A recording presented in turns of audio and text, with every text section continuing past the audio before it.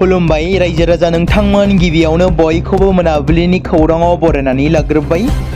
दिनै मोनाबिलिनि खौरांफोरा जाबाय। गिबि खौराङाव दङ गोबां समफोरावनो बांलादेशनि माखासे गोजौ थाखोनि दैदेनगिरिफ्रा सा सानजा भारतखौ बांलादेशजों सरजाबनायनि खोथा बुंबोबाय थानायखौ नुनो मोन्दों। बेखौ लानानै भारतनि गोबां दैदेनगिरिफ्राबो अजद दिखांदों। बावैसो सिगां बांलादेशआव जालांनाय गिख्रंथाव थासारिखौ नोजोर बोनानै भारत बांलादेश सीमायाव रैखाथि गोहोखौ बांहोनाय जादों, जेराव गोबां बांलादेशीफोरा आयेन बेरेखायै सा सानजा भारतआव जेरै मणिपुर, आसाम, मेघालय बायदियाव हाबफैखुमानायखौ नोजोर बोनानै हादोरसा सीमाफोरावबो गोख्रों रैखाथिखौ थिसननाय जादों। बेराफारसेथिं बांलादेशनि थासारिया दासिमबो मोजां फारसे फैयाखै। थांनाय माखासे सान सिगाङाव इनायै हिन्दु सुबुंखौ सावथारनाय जाथाया गासै मुलुगाव गोसारनायनि उनाव गुबुन गुबुन हादोरावबो बेनि हेंथायै सोमावसारदों। कार्बि आंलंआव जाबाय थानाय दुंहाव थासारिखौ लानानै बे समाव बिटिआरनि बारग' सीएम प्रमद बर' बिथाङा गावनि अफिसियेल फेसबुक एकाउन्टनि गेजेरजों माखासे बाथ्राखौ फोरमायदों। बिथाङा पस्टनि गेजेरजों लिरदों, जेराव बिथाङा ओरैबायदि लिरदों दि कार्बि आंलंआव जाबाय थानाय जाथाया मोनसे सोमोनांथाव आरो दुखुनांनाय जाथाय। जेंनाया सावरायलायनायनि गेजेरजोंसो सुस्रांजायो, रागा आरो खुद्रिखांनायजों नङा। जों गासिबो नखरसेनिनो, जोंनि दुखु खस्थ' मेगननि मोदैया समान। जों गोजोनै गोरोबलायनानै समाजखौ दैदेनलांनांगोन। जोंनि समाजनि लाइमोनफ्रा आरोबाव गावनि आगोमा जिउखौ दा खोमानानै लासै। बेफोर बाथ्राखौ बिटिआरनि बारग' गाहाय मावफुं सोद्रोमा प्रमद बर' बिथाङा बुंदों। आरोबाव बिथाङा बुंबावनाय बायदिब्ला जोंनो गोजोन आरो सान्थि नांगौ, गोजोनै जेंनाखौ सुस्रांलांनो खावलायदों, जेराव प्रमद बर'आ गावनि अफिसियेल फेसबुक पेजनि गेजेरजों इंराजि रावनि गेजेरजों लिरनानै फोरमायदों। जों मिथिगौ रायजोआव एबा गामि ओनसोलाव बांद्राय गुसु जानायनि जाहोनाव गोबां हान्था मेलानि थाखाय जेंनायाव गोग्लैनो गोनां जादों। बांद्राय गुसु जानायनि जाहोनाव हार्ट एटेक आरो ब्रेन स्ट्रकजों सा 100निबो बांसिन सुबुङा जिउ खहा जादों। कानपुराव 7 साननि गेजेरावनो बांद्राय गुसु जानायनि जाहोनाव हार्ट एटेक आरो ब्रेन स्ट्रकजों सा 100निबो बांसिन सुबुङा जिउ खहा जादों होनना मिथि मोन्दों। बेनि अनगायैबो माखासे सुबुंफोरा जोखोम जानो एबा माखासे बेरामजों गोग्लैसोनो गोनां जादों होनना मिथि मोन्दों। आरोबाव मोनसे बोसोरा बिदाय जासिगोन। 2025 मायथाइ जोबनायजों लोगोसे दा बयबो गोदान बोसोरनि बरायनायाव मुखुब जादों। 2025 मायथाइनि गासै समाव गोबां जाथाय आरो जाथायफोरनि गेजेरावनो रायजोनि गिबि मन्त्रि डक्टर हिमन्त बिश्व शर्मानि दैदेननाय बिजेपि सोरखारा दखल खालामजानाय सोरखारि हाखौ बोखारनो थाखाय गोबां राहा लाबोदों। बिजेपि खुंथायनि समाव गोबां बिबांनि हादोरसा सोरखारनि हा-हुफोरखौ दखल खालामग्राफोरनिफ्राय थामहिनबा दखल खालामग्राफोरनि आखाइनिफ्राय उदां खालामनो हादों। माखासे दखल खालामग्राफोरा सिगां हादोरसा सोरखारनि हा थिखानाय अरनफोर, हादोरारि पार्कफोर, बिजिआर आरो पिजिआर रैखाथि गोनां सोरखारि रिजार्भ हाखौ दखल खालामदोंमोन। बेनि हेंथायै हादोरसानि बिजेपि सोरखारा जेबो रेहाय गैयाजासे गोख्रोङै गसंथादों आरो बिथांमोननि सायाव एभिक्सन खालामदोंमोन आरो सोरखारनि आवथायाव लाबोफिनदों। रेभिनिउ बिफाननि खारिथि बायदिब्ला खुंथायाव फैनायनि उनाव हादोरसानि बिजेपि सोरखारा दखल खालामग्राफोरनिफ्राय गासै 12,000 हेक्टर हाखौ बोखांनो हादों। रिपर्टनि बायदिब्ला पिजिआर आरो बिजिआर हाफोरखौ लाफानानै गासै उदां खालामनाय हानि गासै अरथाइया 12,000 हेक्टर। बोसोरसे बिदाय लानानै गोदान बोसोरखौ बरायनो बयबो साखाफारा। बेनि गेजेराव साननैसोल'सो सम दंसै। 2025 मायथाइखौ बिदाय होनाय जागोन आरो 2026 मायथाइखौ बरायगोन। हादोरसानि गोबां रांखावरियारि थासारिनि गेजेरावनो 2025 मायथाइखौ बिदाय होनाय जागोन आरो 2026 मायथाइखौ बरायगोन। गोदान बोसोरखौ लाख लाख कौटि रांनि दाहारनि गेजेरजों बरायगोन बाथ्राखौ बुंदों आसामनि गिबि मन्त्रि डक्टर हिमन्त बिश्व शर्माया। आसाम सोरखारा दाहारनि उनाव दाहार लानो सानथाय खालामाखै, अब्लाबो मुलाम्फा मोनग्रा स्किमफोरखौ मावफुंनायाव थाथ'वाखै। 2026 मायथाइयाव बिधान सभानि बिसायख'थि जागोन। बिदि थासारियाव सोरखारा स्किमनि गेजेरजों रिपर्टखौ सोरखारि लनफोरखौ लाफानानै थियारि खालामनाय जादों। बेखौ साखाफारा एसेम्ब्लियाव होनाय खारिथि आरो गुबुन रिपर्टफोरनि सायाव बिथा खालामनानै थियारि खालामनाय जादों।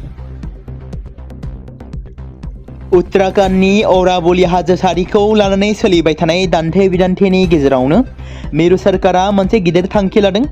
मिरु सरकारा अराबलिया ओनसोलाव गोदान कनिनि खामानिखौ बन्द खालामनो बिथोन होदों। हाग्रा आरो आबहावा बिफाना राजस्थान, हारियाना आरो गुजरातनि गाहाय नेहाथारिफोरनो गांसे लाइजाम लिरनानै बुंदों दि जेब्लासिम गोदान नेमखान्थि थियारि जाया अब्लासिम गोदान कनिनि लिज होनाय जानाय नङा। बेजों लोगोसे बिथोनाव मख'नाय जादों दि अराबलि ओनसोलाव सोलिबाय थानाय कनिनि खामानिफोरखौ आबहावा रैखाथिनि थाखाय गोख्रोङै सामलायनाय जागोन। बिथोन बादियै कनिनि थाखाय मोनसे आबुं आरो बिगियानारि मेनेजमेन्ट बिथांखि थियारि खालामनाय जादों। बे बिथांखिया आबहावायारि गोहोम आरो आबहावायारि गोहोमखौ बिजिरगोन आरो सेन्सिटिभ आरो रैखाथि ओनसोलफोरखौ सिनायथिगोन। मख'नो गोनां बाथ्रा दि थांनाय 21 दिसेम्बर खालाराव सावरायनायाव थांखि लानाय जादोंमोन दि जेब्लासिम MPSM बे जोबथा महर मोना अब्लासिम जेबो गोदान कनिनि पाट्टा होनाय जानाय नङा होनना मिथिहोदों। सोनाब कार्बि आंलंआव बावैसो जालांनाय दुखुनांथाव जाथाया हादोरसायाव गोथौयै जिंगासिनायनि आबहावा सोमजिहोदों। बे जाथायजों गोबां दाय गैयै सुबुंफ्रा गोहोम गोग्लैनो गोनां जादोंमोन, जायनि जाहोनाव ओनसोलाव समाजारि दावराव-दावसि आरो गिख्रंथाव थासारि सोमजिदोंमोन। सुबुं जिउआव हेंथा लाबोनायनि अनगायैबो गोबां नखरफोरा सुफुंजोबनो हायै खहाजों मोगा-मोगि जानो गोनां जादों। मख'नो गोनांदि आसामनि थागिबि हान्जाफोरा खौसेथिनि हारिमुखौ दैदेनो। आसाम साहित्य सभाया लुबैयो दि कार्बि हाजोनि समायना नुथायखौ बयबो रंजानो हायो। बेनिखायनो जों गासैबो जेंनाफोरखौ सुबुंदारारि राहाजों सुस्रांनांगोन। मोनफ्रोमबो जेंनानि सुस्रांनायनि राहाया नागिरनाया जोबोद गोरलै। सुबुंदारारि खान्थिनि गेजेरजों जेंनाफोरखौ सुस्रांनो हायो होनना हादोरगिरिया बुंदों। फारसेथिं आफादनि गाहाय नेहाथारि देबजित बरा बिथाङा मैया मोनसे प्रेस रिलिजनि गेजेरजों बुङो दि सोनाब कार्बि आंलंआव जानाय जाथाया खालि सोमोन्दो गोनां ओनसोलावल' गोहोम खोख्लैयाखै, बेखौ बयबो गोहोम गोग्लैहोदों। सिमिकरन, जाय IAS, बिथांखौ तामुलपुर जिल्लानि गोदानै रायजो बेंगिरि महरै बिबान होनाय जाबाय। तामुलपुर जिल्लानि बार'भुटान सिमानि नागापुराव ग्रीन हिमालय पिकनिक थावनिखौ बेखेवबाय। तामुलपुर जिल्लानि बार'भुटान सिमा साखाथिनि नागापुराव नेमखान्थि बादियै ग्रीन हिमालय पिकनिक थावनिखौ BTCनि EM गणेश कसारी आरो MCLA बजन दासनि दैदेननायाव नेमखान्थि बादियै मोनसे हाबाफारिनि गेजेरजों बेखेवनानै होबाय। ग्रीन हिमालय इक' टुरिज्म ससाइटिनि बानजायनायाव आगुनि बोसोराव साखोन-सिखोनै फोसाबनानै बेखेवनाय बादियैनो बे बोसोरावबो मोनसे हाबाफारि लानायनि गेजेरजों लावखार ओंखाम जाग्रा थावनिखौ बेखेवनाय जायो।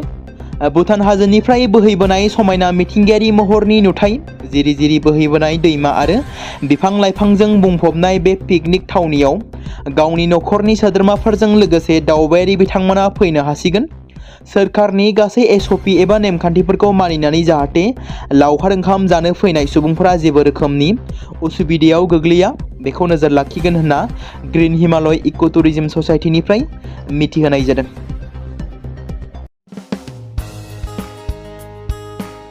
बे समाव मोनसे गोनां फोसावथाय बर' सावथुन नायनानै मोजां मोनग्रा गासै बर' रायजो राजाफोरनि गेजेराव लानानै फैदों मोनसे बर'नि OTT प्लेटफर्म गोनां, जाय प्लेटफर्मनि गेजेरजों नोंथांमोना बर'नि गोदान गोजाम सावथुनफोरखौ नुनो मोनगोन।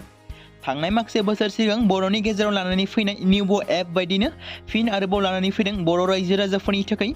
बे बाथ्राखौ मख'नाया गोनांदि 2025 मायथाइनि जानुवारि दानाव ओंखारनाय आंगो स्ट्रिम मुंनि मोनसे OTT प्लेटफर्म गोनां निउबो एपनि गेजेरजों नोंथांमोना गोबांथार बर'नि सावथुनफोर जेरै ट्रेजेडि, रमान्टिक, एक्सन आरो कमेडिजों बुंफबनाय सावथुनफोरखौ नुनो मोनगोन। जेरै सनानि नखर, थांखि गैयै समाज, अनसुला आफा, हिर', बिमा बायदि बाजै, अर, थैसाम, वान्टेड, संदान आरो रं नाम्बार बायदि सावथुनफोरा मख'जाथाव। बेफोर सावथुनफोरखौ नायनो थाखाय नोंथांमोना गिबियावनो आंगो स्ट्रिम एपखौ गाव गावनि मबाइलाव थानाय प्ले स्ट'रनिफ्राय डाउनल'ड खालामनानै लोगोसे इनस्टल खालामनानै गावनि मबाइल नाम्बारजों लग इन खालामनानै लाग्रोनांगोन।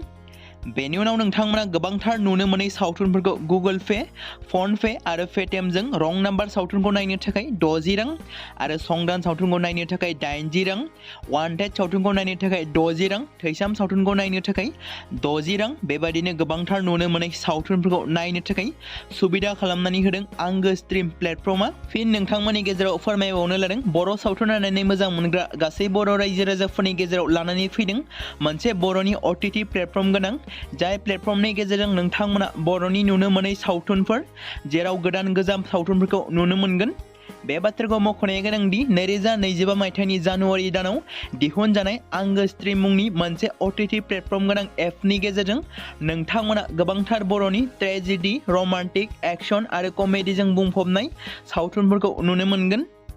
जेरै रं नाम्बार, संदान, वान्टेड, थैसाम, अर, बिमा बायदि बाजै, हिर', अनसुला आफा, थांखि गैयि समाज, सनानि नखर बायदि बायदि सावथुनफ्रा मख'जाथाव।